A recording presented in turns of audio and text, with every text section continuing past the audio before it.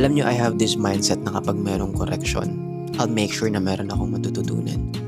Kasi naiintindihan ko na growth doesn't came from comfort. It comes from refinement. Pero you need to understand na magkaiba yung correction sa paninigaw. Pwede kang i-correct kasi genuine sa'yo, at pwede kang i-correct kasi naiinis lang sa'yo or bad trip sa'yo. Dahil na kapag sinigawan ka in front of other people, that's no longer guidance.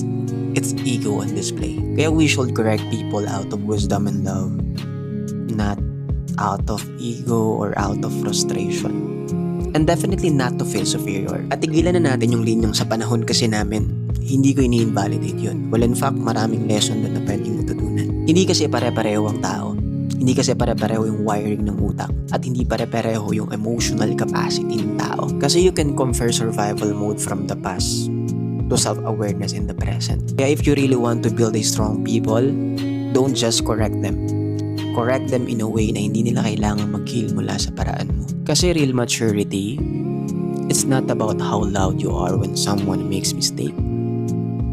It's about how calm you are while teaching them how to grow. God bless you.